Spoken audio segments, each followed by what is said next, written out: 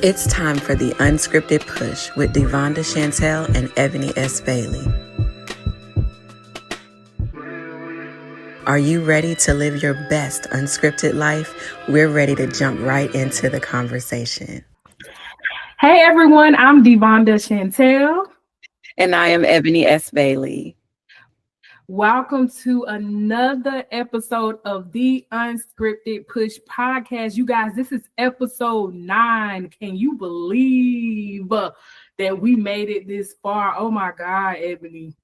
9 episodes. We talked about some heavy stuff. Heavy. Oh, every time.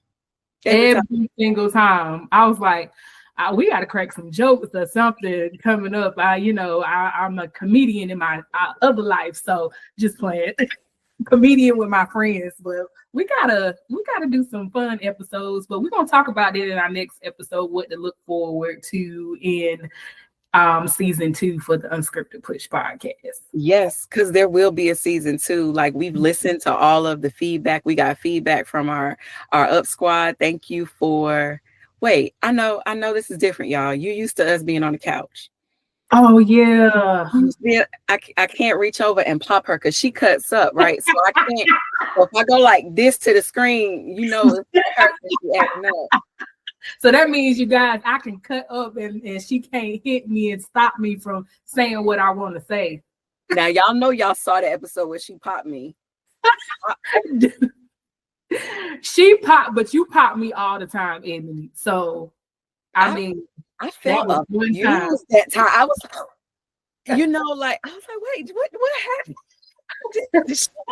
So all the times they abuse me, as soon as I hit them back, they crying wolf, y'all. Like, oh my God, I can't believe you just hit me back.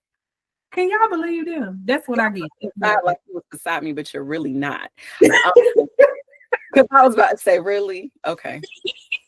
I know we got to look at each other this way. This way. Mm-hmm.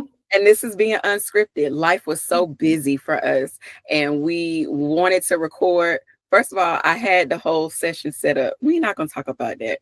But we is going to talk about it because I had to fuss my friend Satif out. I hope she watching this because I fussed her slam out because she is the mother of my god baby, and she's going to wait until Sunday to tell me that she know that's my baby, and I'm going to have to support her everything she does. She got baptized Sunday. Y'all want to know what time Satif texts me talking about your god baby getting baptized? 9:00 a.m. y'all. 9:00 a.m. She texts me. So for my baby, I have to drop everything because that's my baby. That's what us mamas do. We drop everything for our kids. Meanwhile, I'm slaving at the studio, putting up the lights and the cameras. I sent her a video and she ain't show up. Yes. I should have recorded the episodes without you. Right. And look, added me in later. Right. DeVonnda gonna answer her questions virtually. But that's life. Life is unscripted. You gotta pivot. You gotta learn to pivot. It doesn't have to be heavy as long as you are doing what you're supposed to do. If you're still producing what God told you to do, don't worry about the extra stuff. Like, yeah, it would have been cool for us to sit beside each other. It would have been cool for all of those things. But ultimately, we were here to answer these questions. So what is happening on this episode? Let the people know. Yes. So you guys have sent us some deep questions. The Up Squad has sent us some deep questions. So we're going to try to get through all of them. It's like 22 questions. We did not say we was not going to answer any. We're going to answer all the questions that we actually can to the best of our abilities. But when I tell you the Up Squad, Ebony, came through swinging with the questions that they sent me, I was like, whoa, y'all came through hot, didn't you? Yeah, they did. Now, they said we was heavy. So we had gotten some feedback like, y'all done came out swinging. Heavy. Like, okay, so then let's just take some questions. Let's try to lighten it up a little bit. Well, some of these questions is making me feel like we about to have some of these We about to have this episode again. And you guys, even though we have these questions and we actually wrote them down, we did not review them to provide you guys feedback. So whatever you get from the questions, this is the first time we're really analyzing what you asking, and this is going to be our actual response. I'm telling you, we just threw them up here and we just like, okay, we're really going to respond to them on camera. We have not rehearsed anything that we was gonna say. I ain't even gonna lie. I ain't even read the questions. You put it in our shared document, and I was like, "Thank you." And then I added my questions that I got today. So that's what I'm saying. So what you getting, you guys? I'm telling you, it is so unscripted. It is. It is. So we started this episode. We did not do the song. Oh, he didn't do the song. The Unscripted Push Podcast. You got to push. All of that. Oh, I'm supposed to sing push to push. Woo! Oh, I was getting into it. Oh, I'm sorry. I'm back. Come on back. You got like 200 questions to answer. Okay, sis, you ready for the first one? Okay. Okay, question number 1. Now we didn't put who these questions came from, so if this your question, you can drop it in, the chat. That's my question I asked. But anyway, so hey Ebony, I know DeVonnda talked about dating, but this season I didn't really hear you talk about marriage. As a married woman myself, marriage is hard. Was there a time you didn't think y'all would make it? Oh God, we came through the first question. I didn't know that was the first question. And what made you stay? Oh, wow. I thought this was supposed to be light. Me too.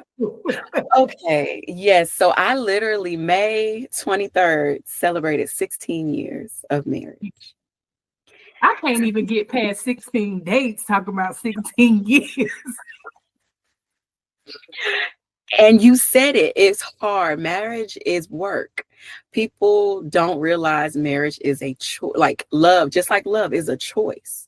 You have to choose daily. There are going to be days you don't like the person. Oh, trust me. There will be days. There might be years. What Michelle Obama said she ain't like Barack for 10 years. Ooh, they don't sound like me. But I'm a believer. We talked about this all the time. I love the Lord. And when I stood in front of all the people in that church and I said yes to my husband, I committed, I made a vow. And because things get tough and because things get hard does not mean you say, I'm out. No. It's not just like you're in a relationship and you're dating someone and you've only been dating them for a couple of months or whatever, you could easily walk away. When you have invested time and we have children, we have property, we have all of these things, and you have to determine, okay, am I committed to building something even in the uncomfortable states, or am I one that wants to put on my track shoes and run? And there were times that I was frustrated. I can remember, and my husband knows this, so I mean, he'll be all right. He got to edit this episode. There was one time where I had gotten to the point where I was so frustrated, and I said, before I hate you, I will go. That's deep. We have children. We have 5 children. We both had a child before. Don't do that. We both had a child before we got married, and we had 3 together. And I said, before I allow you to make me hate you, we can go part ways. And y'all, I said that it was a New Year's Eve, like we can regular New Year's Eve service. Jesus, right before New Year's Eve. You won't play. You were born in the New Year. But I wasn't angry. I was tired. And I have said before, my faith got tired. I got tired of the cycle, right? And so I was like, before I allow that to happen, and because I first was his friend for years. So we were friends. Before I allow that to go our separate ways and then we can't even co-parent, I will do that because I love you and what we were building together. I love that enough, and the commitment I had to God. Now, if you are being abused, if you are carrying all of the weight, if you're mentally, physically, spiritually, emotionally exhausted, and he is not willing to even cater to any of the needs or lift any of the burden or any of that, not hearing you. If he's cheating, abuse physically, mentally, all of those things, then do what you got to do. But there were times, more than one. I told you 16 years. That's a long time. We started marriage and we started in a deficit. Yeah. We got married 3 months into the marriage. He lost his job. And how old were you, Ebony, when y'all got married? When I got married, I was 25. See, still figuring out life. Yeah. Yes, like I did that, and then he loses his job. We have to move in with my parents. Newly married, not even a year in, blended family, all of that. So, but it was a choice. Now, there were very challenging things that happened all throughout the course of it. We were blended family. So let's think about that.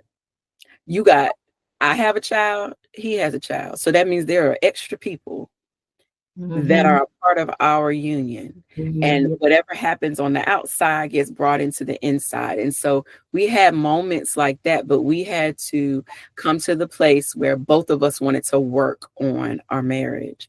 And sometimes it will be one-sided for a little bit, but it shouldn't stay that way. That's good. Next question for you too. Oh my gosh, how dare. Okay. What would you say to women who are idolizing marriage without understanding the work behind it? Don't do it. Don't do it. Because if you don't understand that you marry the person that is in front of you today, but they're going to change just like you have. With every cycle, with all of that stuff, it's going to change. So if you come to the marriage, and I said this on one of the episodes this season, people have this misconception, it's two halves. No, you have to be whole. It's two whole people coming to a union. I'm not coming to complete you. You should already be completed. That's how we build something strong together. So if you are idolizing it and you're just wanting the accessory of marriage, like it's like picking up a purse and putting on some pretty earrings, honey, it's not going to last, because you have to be willing to go into the trenches, for better or for worse, sickness and health. And it's not just yours, it's the parents too. Think about it. If one of the person's parents gets sick and now they want to be the caregiver for that person, now you've taken on that responsibility. So sickness and health, it didn't just say of your spouse. Are blending two families. So think about that. Pause before, because it looks pretty. It looks pretty on the outside. But think about yourself. How many times have you gone outside and you're screaming on the inside and people can't tell because you're all pretty on the outside, made up, hair, nails, face beat, all of that stuff. But on the inside, you are falling apart. So don't do it if you're not willing to embrace all the seasons of marriage. That's deep. Wow. All right. Oh, so I get the question. Okay. That's like the name on the list. Finally. So I can be quiet.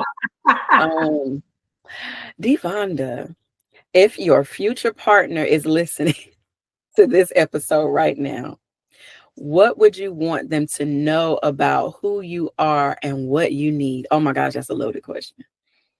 That is a loaded question. And I'm going to be serious because I think I'm in this season. The partner that I actually have, and I talk to Ebony about this all the time, it has to understand my purpose, understand where God is taking me. I can't have anybody that's jealous of my next level. Like, I need you to connect with me and we do this thing together. It can't be that my partner is in the spotlight, so I'm jealous of that, so I'm gonna pull her back. Or I have seen situations even in marriages and relationships, because I'm around different people, where people have got divorces because their husband cannot understand the capacity of who they are and what God has created them to be.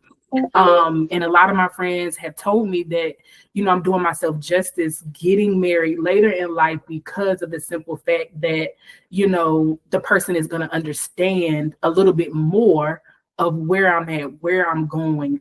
They're on the journey as well. When you get married younger, you guys are kind of figuring out life and things together. So I think those are the conversations that I have now. What do you look for in a spouse? Because I'm not the traditional housewife.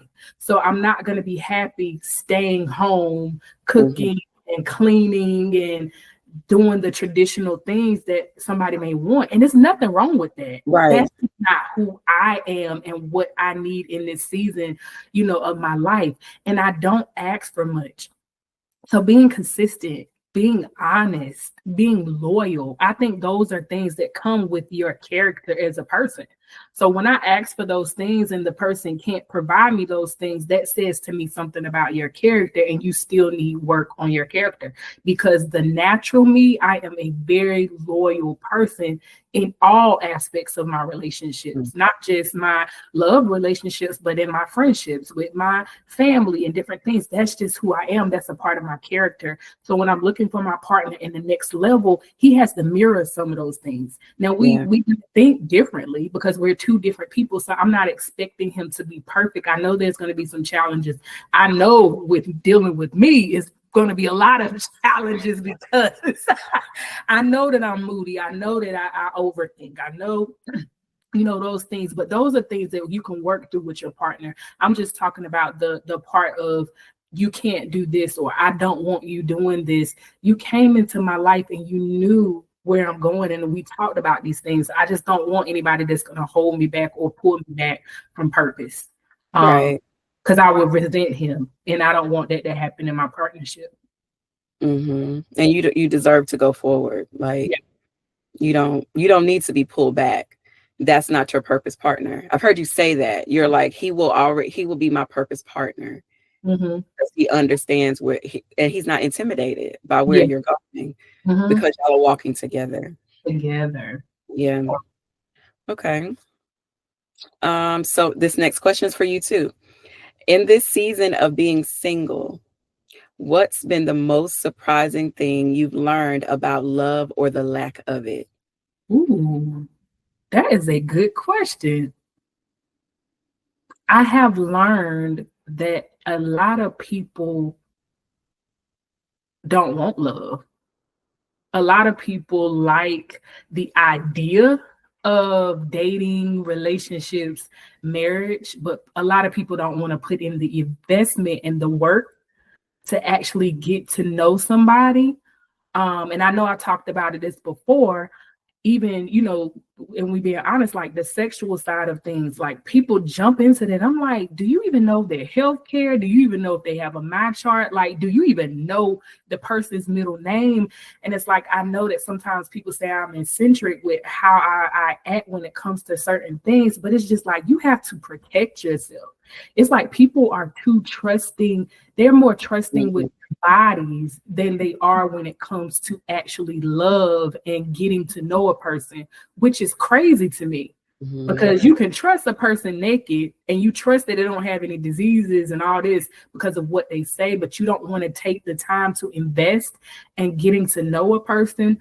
So, I that's why I listen to people, look at people's actions and not their actual words, because I'm noticing with words, people don't act to what it is that they're actually implying or what they say. So that has been the most shocking thing to me, is that a lot of people really don't want to do the work for love. They want everything quick and fast, in this season of dating. And I'm just like, it's irritating, because it's like when you're in a different space versus somebody else that you think, oh, we might can do something. This might be nice and different things like that. Then the more you get to know them, you're like, okay, they don't have the same values as me. They're not looking for love. They're looking for fun. And I'm not looking for fun. I'm looking for longevity. I had fun. I'm over that stage. Look, I can say it now. I'm 39, so I'm almost 40. So I don't have time to play games. But I think that's kind of been my biggest thing in single life, is that people are really not looking for longevity and love. It's that accessory piece. They try and pick up that purse. And be like, oh, girl, I like that purse. Oh, I like those earrings. Yep. Yeah. I'm gonna put them on, but I'm gonna take them off. You know, I don't want to keep them. You know, so I wore it one time, or let somebody else have it. You know, can't do that over here. No. Ooh, this question is a mixture. It says, is vulnerability harder in marriage or in dating? Why? I think we touched on it in a personal conversation. I think we touched on that a little bit, Ebony, in a personal conversation. I would say both. I'm gonna throw a curveball here, because I think you mentioned consistency, but I think when people are dating and they are courting and they are so open and vulnerable and all of those things, because they want the person to be a part of their life. You get married, you get comfortable, and you forget that it's, again, you marry people in different seasons. They grow, they change. And so if you're not open and vulnerable to learn that new evolved woman or a new evolved man that has gone through things, and sometimes it's not a good thing. Maybe they have had health issues. Maybe they have grieved. And so now they've changed in a way. And you don't know how to connect with them in that new space because it's foreign to you. I think that might be a challenge, because when you are dating, you want that person to know you. You want them to be there for you. You want them to, like, you're clinging on to that. But sometimes people think you're married, oh, you ain't going nowhere. Yeah, that's good. That's true. So in that case, I would say married, because, you know, you are a little bit more vulnerable in dating, because you're just like, I want to open up to this person to get to know me a little bit more. And you do share some things, and sometimes you do get comfortable and you start sharing some more life things. And I can see how in a marriage, because, you know, seasons change and people change. So it's like, okay, you know, and then you have to be careful of the other person's feelings as well. That I'm learning from married people in relationships and stuff like that. So sometimes you don't want to say things because is it going to cause an argument? Is it going to cause this? So I may not want to be that vulnerable in this space. And I have to pick and choose the area that I kind of want to talk. But in dating, it's more freely because you don't know that Negro. So you just like, I'm going to say what I want to say. That's why they tell you to never stop dating. Yeah. Don't date your wife, date your husband. Never stop doing that, because the things that you did to get them is what you will need to do to keep them. Like, and then when they do go through those different seasons, if you haven't gotten to that space where you're complacent, then you will be like, okay, I know what it takes to pull them out of those spaces, that when they start to break down or they start having these hard times or hard seasons, then you'll know what to say or do. So that's interesting. Yeah. That's a good question, though, because I didn't think about it like that. I was like, oh, it's probably in both. But when you really think about it, you're like, whoa, wait a minute. Well, you are more vulnerable when you're dating somebody. You know, you're more open sometimes. More open. Yeah. Okay, so let's see the next question. What is one misconception people have? Oh, this is a good one. Have about you based on your online presence? You talking about me? Oh, both of us. Both of us. Oh, both of us. You want to go first? Sure. We talked about it in the beginning. Some people think I'm just somewhere like, well, I mean, I do. Like, if you was in the space, I know y'all see all these sticky notes. Yeah, they scriptures. Don't worry about it. But that's yes. But they think that's all I do. Or some people think I am very quiet and reserved, and all of that. And I am to an extent, but I am one of the most sarcastic people. I was just about to add. One of the most sarcastic, and I like to laugh. And I found that in this season of my life, I'm laughing more, and I'm so grateful for that, because I didn't realize that part of my life had been muffled. I didn't realize that. And that's because I'm here? No. It's because of my yes. Yeah. My yes made me free. That's true. I think for me that I think the misconception, people would think that I am like the life of the party. Like I like being in the spotlight. Like I like being around a lot of people. And, you know, I just got the, you know, with social media, they think I'm in the center, or, you know, I'm going to be at the biggest events with a whole bunch of people. And I'm just going to be out, you know, in the crowd. Like, you know, y'all, when I tell you, homegirl checks out, she be gone. I'm gone. Like I'm going to go to an event because I'm going to be cute and take a picture, and then you got about a good 20 minutes before I'm ready to go, or I'm out, because I am such a secluded person. People don't even realize that. They be like, "Oh my God, Vaughn, like you really don't like being around a lot of people." I don't. I'll go because I have to. I go because people ask. And you know, Crystal, she's my program manager and friend, so Crystal kind of knows that aspect. And Ebony too. She was like, "Oh, your meter down. You about to go." It's like they know. Of course, my mama know. My mama know. Look, either we driving separate, or if we drive together, you know, when I give you that look, let's go. And another thing, husband, if you watching, if I ever give you that look when we somewhere, just know, baby, it's time to go. Or don't take me with you. Or either let's drive separate cars, because I can't stay for long periods of time. Like that's just, I'm such a secluded person, and people don't realize that because of my online presence. Mm-hmm. She may sit there longer, but her brain is gone. Okay. She on her phone ordering stuff, or I'm looking at clothes, or I done checked out, or like my mind is somewhere else. And even you cannot read my face to think I'm trying to figure out what's going on with me, because I'm in like my head. Or especially if it's an event that Ebony and I got to speak at, or a panel, or different things, like I'm in my head about what I'm going to say. So if you ever try to speak to me before, please know that I am not being mean or rude or anything like that. It's because my mind and my brain is not here. Now catch me after the event. I'm like, "Hey, girl, how you doing? We'll talk a little bit." But before, gotta get your mind right. Gotta get my mind right. Mm-hmm. Let's see. What's the next question? What's the best advice you ever ignored and later regretted it?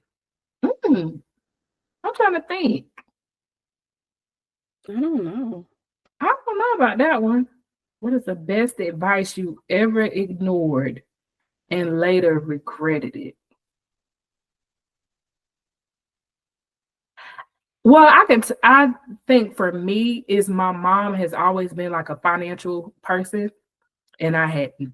I did what I wanted to do with my finances. I didn't really prepare like she told me to. I wish I would have, because I feel like a lot of things that has happened in my life when it comes to finances could have been better if I would have listened, about savings cards, about 401k, about having good credit. And it's like now I'm building that later in life.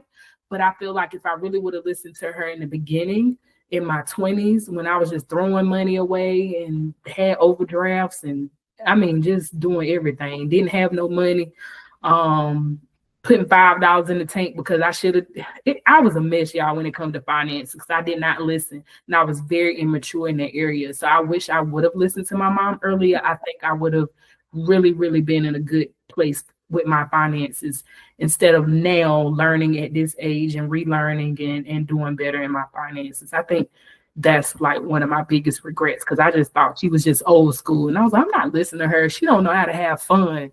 She was preparing me for life. Mm-hmm.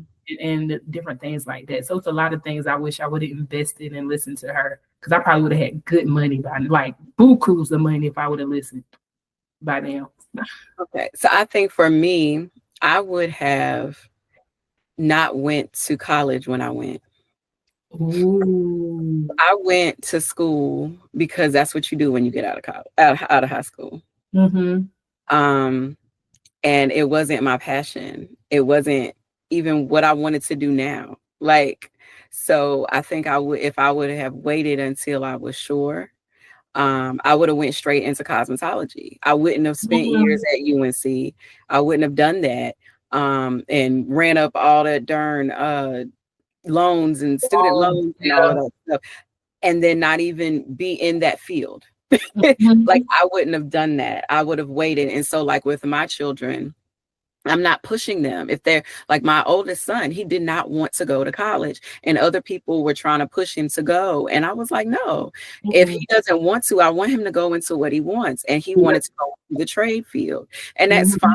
Whatever you want to do, I'm behind you, you know? So I was more open in that way. Whereas some people like, nope, you need to go, because at the time was COVID. So they were giving all of the high school graduates like free admission into stuff, and they were paying for their year of school and all of that. And so all he would have had to do was go, and it would have been covered. And I'm like, but that's not what he wanted to do. And I'm okay with that. Yeah. So that's what I would have done. I would have waited, and I would have done what I told my kids. Whatever you want to do, I'm here for it, but you just need a plan. Yes. And just to piggyback, like, I have a master's, and I tell anybody, get a trade. Like, you do not, it's a lot of people in my field. I'm in the pharmaceutical health field. It's a lot of people in my field without degrees. So a degree is good to have if that's what you want, but it really doesn't make or break you in the work world. I tell anybody, you do need a plan, because life is hard, and you do need some type of trade. So that is what I really push people to do, because everybody's not meant to go to college. There are the people that are electricians and IT and different things, make really, really good money, and they just did a trade. So I feel like you should research it before you spend all that money, because I think the only thing with college for me that I loved is the experience. And being on my own and different things like that, that was a good experience. But I tell anybody, do what you want to do. Just have a plan, and definitely get a trade, because life is hard. Get something. There's certifications. There's different type of programs for what you want to do without having to go to college. Yep. Yep. So then the next one is, you probably can answer this quicker. What's one thing you two disagree on but respect each other's view? I honestly don't know. What is one thing you two disagree on but respect each other's views? I don't know if we came to that yet, unless I can't remember. Because I mean, we've had conversations about stuff that, okay, you shouldn't have done that, or you need, okay, like we had, I'll use an example. I was talking about my conference, and I was telling you that my dad didn't want to do the session for me. You know, he didn't want to do that. And then I have another man, because it's supposed to be two of them.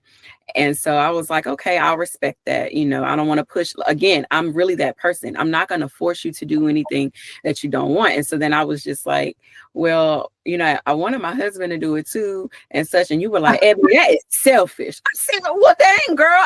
You're talking about, because you know, if you got him doing the media, and then he come do that session and something don't go right, you're going to be fussing about. And I was like, okay. Right. Like, okay. So we have those moments where I'd be like, nope, that ain't right. I do the same thing in your world. Yeah. So we hear each other. But outside of that, Yeah, but some things with dating or something like that. But I don't think it's that we have different views. What did they say? That we disagree. I think we just tell each other about ourselves, or like, that's not you, or something like that. I don't know if it's really a disagreement, but we respect each other. I would think something like maybe religious wise, but we both Christians. I'm just, trying to be better. I don't know. Like, I really, honestly, we haven't had like a actual disagreement where I'm sure we have a conversation, so we don't let stuff linger. Yeah. She good for having a moment of not a psychology. We go in a counseling moment. We're gonna talk about it. It may be something that in the moment something is said that another person may take it like, okay, that's not what I meant, or something like that. But I don't know if we had like a blatant disagreement. We haven't got there yet, but if we do get there, we still would respect each other's views, because that's the person I am. Like, I don't like to debate, or I don't like to argue. I may feel a certain type of way about something or somebody.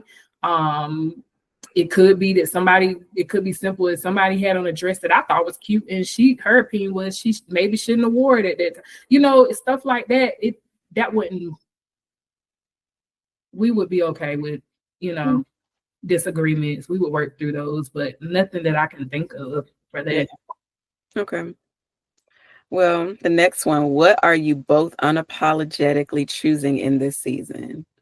Child, my peace. Yeah.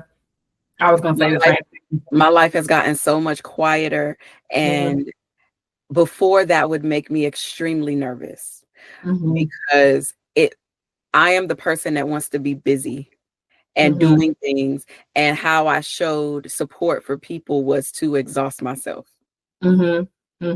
Yeah. I would be on E, but I was going to show up for you. I ain't really have the $10 you asked for, but I gave it to you anyway, and I figured it out on the back end. It was in that way, but it exhausted me in all aspects. And then my home felt it because I was exhausted, so I couldn't show up for my family in that way. And then I wasn't able to be clear enough to hear what God told me to do for the things that He assigned me. So my peace is the thing that I am choosing, and it may not make sense to some people, but even in that way, I'm okay with that. That's why I'm saying my life has gotten quieter. People have left. And then I don't even know, some people even know they left. It may be like the taste for them has changed in the season, or their life got loud. Yeah. But mine is peace. Yeah. Well, since Ebony chose me, I would say I'm choosing myself in this season. I have to be a little bit more selfish in certain areas of my life. I feel like sometimes when you are so focused on helping and doing things for other people, you forget about yourself. And it's like, I have to choose myself. I have to choose my health. I have to choose, what it is that God wants for my life, even if people think, it's too far-fetched, or you sure that's what God told you. It's like, I have to choose myself. I have to choose what it is that God has for me in this season, regardless of what anybody else think or what anybody else say.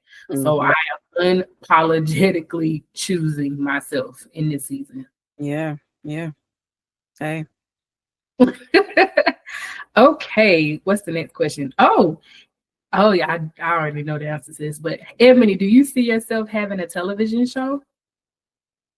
I have, me and my couch. Girl, I have my sit on the couch. We have some conversations in a second. I could see myself doing a talk show. I could. I've done it sort of, I've been kind of doing it for a little while now with She Woke Up.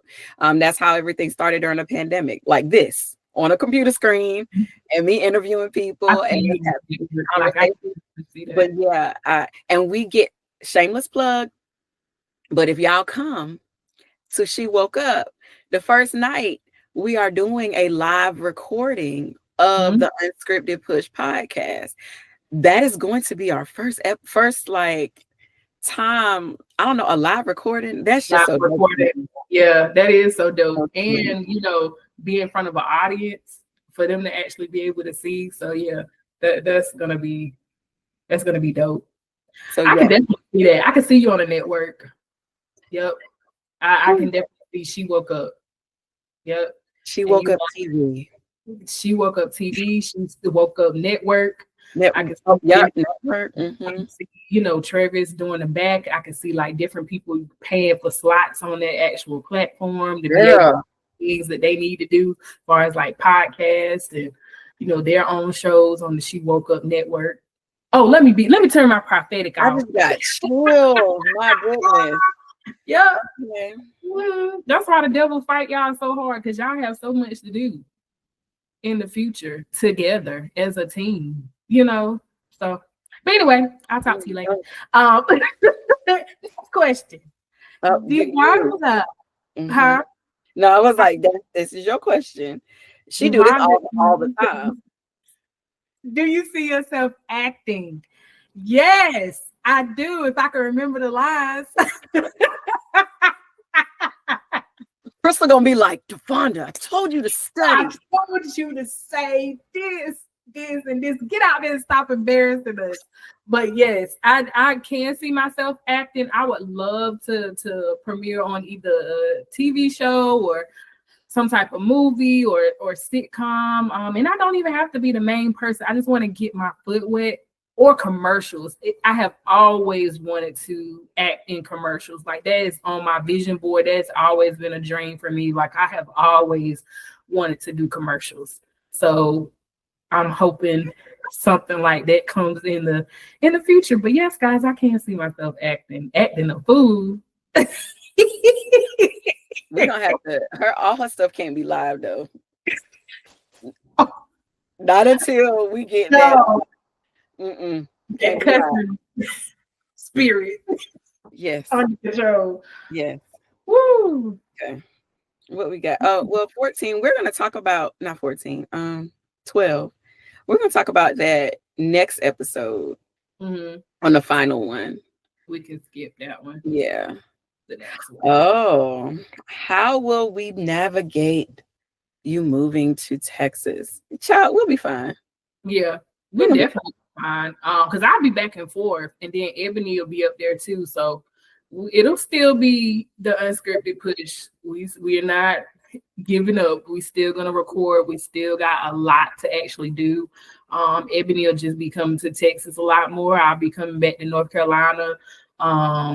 But we'll be working through that. So yeah. And you might see unscripted in random places, okay? And then you might see a She Woke Up pop up in Texas. So it's just a lot of things that we have connected business wise that it's not gonna go under. So you guys don't have to worry about that. Right. Ooh. How do you thicken your skin and heart so that they don't turn cold? So I have been praying a lot lately because I know what my future looks like and I know where God is taking me for me to have thicker skin. And better discernment. And I think with better discernment and thicker skin, it won't cause you to be cold. And I say that because you have discernment of how people are. God to give you that discernment so you'll pick the right relationships, you'll pick the right business partners, you'll pick the right friends and partner in different things in life. So I think it needs to be a prayer of discernment so that you can kind of seek God in the decisions that you actually make. And also I just been praying. I've been praying to God for thicker skin. And I know I can't remember who I talked to about it, probably Ebony, but with the world and how the world is now and how they talk about people, some of my favorite people I love, I'm looking in the comments like, now, Lord, I'm the clapback queen now. I can't look in my comments and see something. You think I'm not going to say something? But I thought about it. I said, my friends are crazy too. So I don't really have to do nothing because they're going to come through them comments swinging. My mama too, she barely can use social media, but I know she'll be up there trying to say something. But but I just been praying, because I know that sometimes when you get opportunities, the devil will come at you in so many ways, and you do have to be mindful of how you respond to things and know and understand. And I think, Ebony, we talked about this, that we have to understand that people don't know you personally. You don't know the real me, so you're making an assumption of who you think I am. So I can't defend everything that somebody thinks about me, because your character is going to speak for itself. And I know when She Woke Up, we talked about character. I think when She Woke Up, somebody we talked about. So many people we recorded it, but that was the episode that the went crazy. So we never actually put that one out. Oh, okay. And that was a good conversation. It really was. But yeah, I think that's pretty much my stance on it. It's just learning that people don't really know the real you, and you don't have to fight back all the time, and let God do it for you. You let your character speak for itself. Yep. And then I'll take the next question. How do you know what God says about you? This is something that I'm learning now. Sometimes when you're churched, you expect your pastors or the leaders over you to tell you what they see, and you wait for their confirmation of your gifts and your calling. But in this space, the Lord, like, I know you guys have, if you've been watching the episodes, and one of them, I told you the previous ministry that I was at, I was there for years, and I was serving, and I was all of that. And I did so many things in the ministry. And then the Lord said it was time to go. And so I separated, and not to take anything from what they do. You know, I learned so much. I grew, I developed gifts there. I did things that I didn't know I could do. I got opportunities that in a bigger church, I probably wouldn't have been able to develop those gifts there.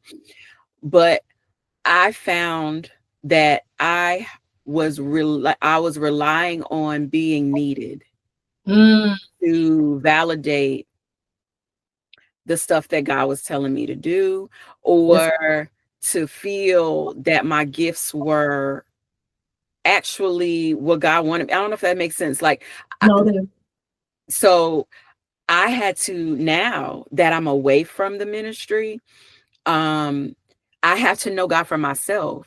And so that's why you see all of the sticky notes and the prayers, and on this side is like books, and my journals are full, because I'm spending time with God for myself. I'm not, now, do you all need a covering? I'm not telling you don't need a church covering. Yes, you do need a church covering, but there will be a season that there are times that the Lord tells you to go, and he's your covering. He is the covering overall. And you have to be okay with that and trust what he says enough to actually go forward with that. So, and to answer the question more directly, how do you know what God says about you? You spend time and you learn his voice. And it's not immediate. It takes time to be able to distinguish if it's your voice, the enemy's voice, or the Lord's voice. It takes time, but you have to be willing to invest the time to be able to do that. And in order to do that, you have to literally have devotion, and you have to learn the word, because then you will start hearing the voice of God differently. And then you know what he says about you. Oh, that was good, Ebony. So the next question, this is a good question. I struggle with the no new friends syndrome because I fear my rejection of getting hurt. How do I work on my discernment so I choose the right people? So I was in that season. I was like, why do they want to be my friend? Why do they want to talk to me? Like, I have enough friends. I don't want any new friends. Like, it's draining. And the reason why I say it's draining, and I'm not tooting my own horn, but I know that I'm a good friend. And when you are wanting to be a part of my life, I don't do friendship the normal way that everybody thinks that you do friendship. So our friendships are exhausting, or it's going to stretch you, or there may be times that, we get irritated with each other, or there may be times that you're just like, I'm not going to deal with her today because I know she's not in the mood. Like, learning that with new people is exhausting, because I don't want you to think that if I'm not talking to you, that it's an issue, because it's not. It's just life happens and a lot of things go on.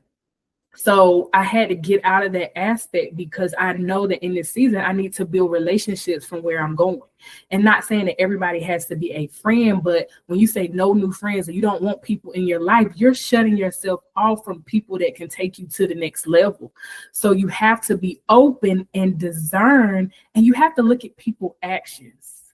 And I tell people that all the time. It's like, how do you pick friends or different things? I look at their fruit. You don't just go in and say, oh, I'm going to be their friend. You look at what they produce. You look at how they interact with people. Mm-hmm.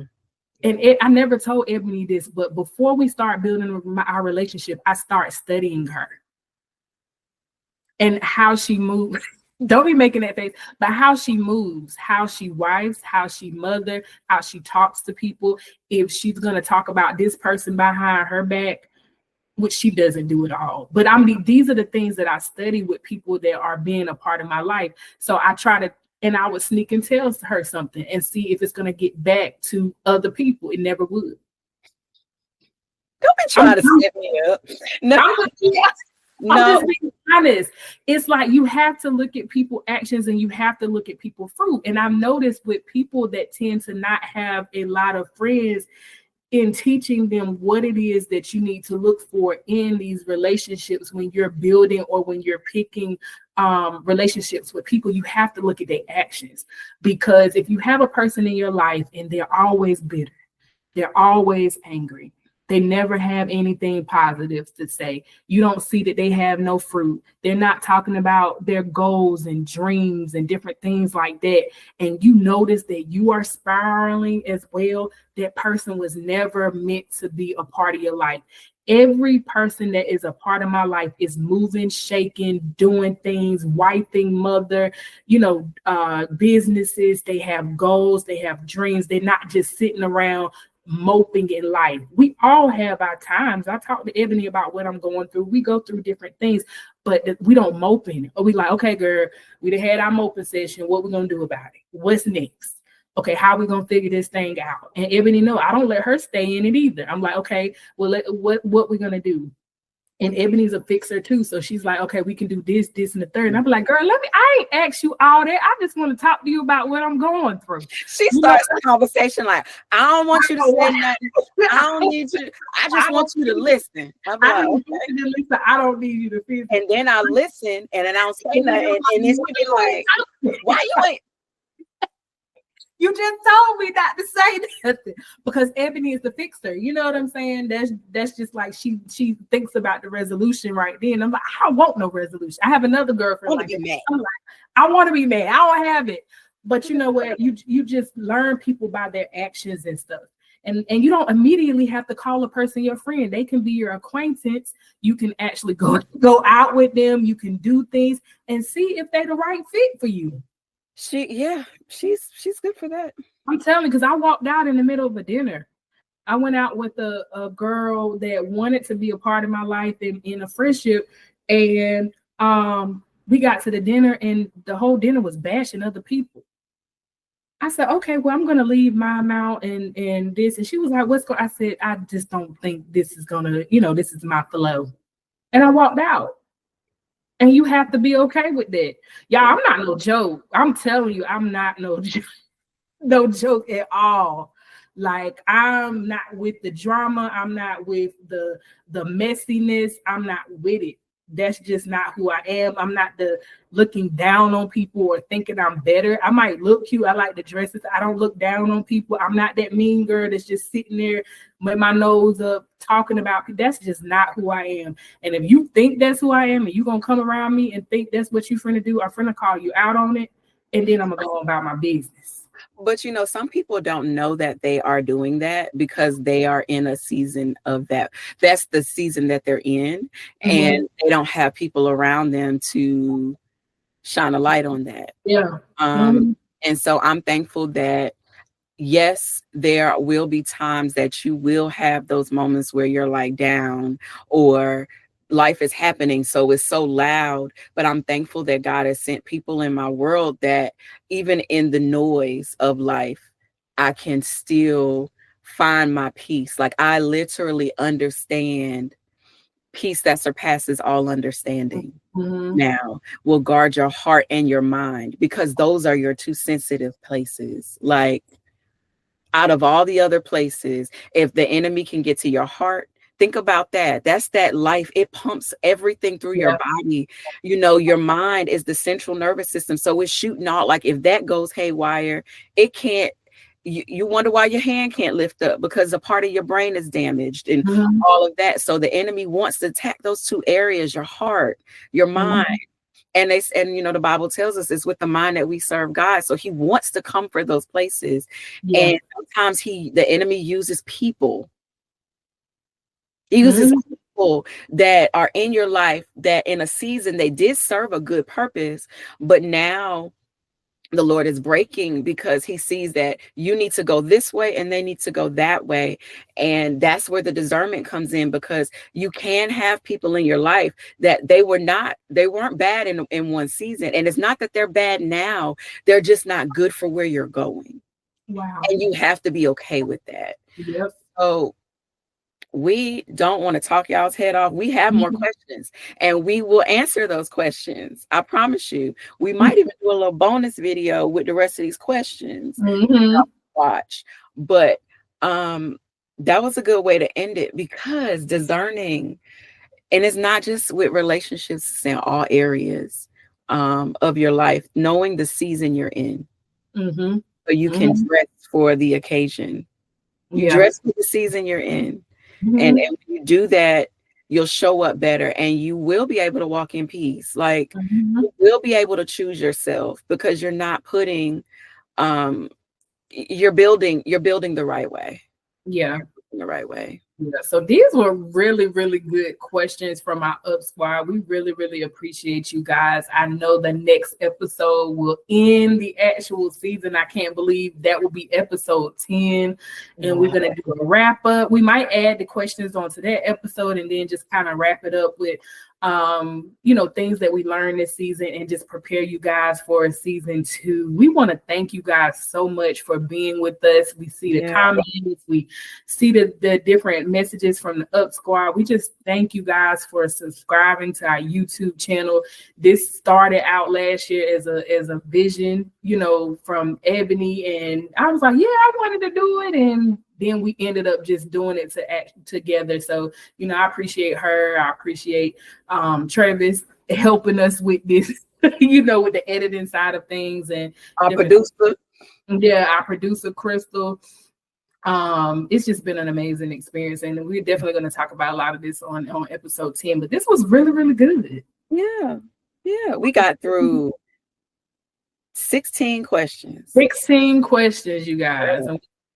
Out of 22. So I think that was really, really good. Yeah. But yeah. Oh yeah, we got it. What you about to do? I'm about to do, you know, our slogan. Come for the laughs. Stay for the lessons. Because becoming your best. Okay. Look, here we go. One more time. Here we go. Come for the laughs. Stay for the lessons.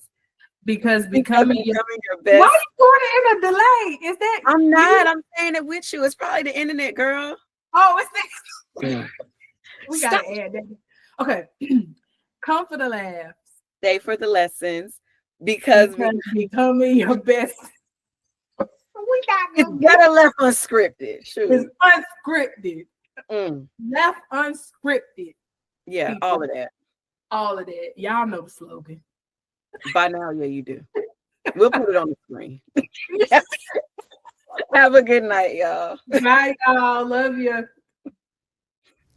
We hope you enjoyed this episode of the Unscripted Push. Here's a question for you. How will you live unscripted this week?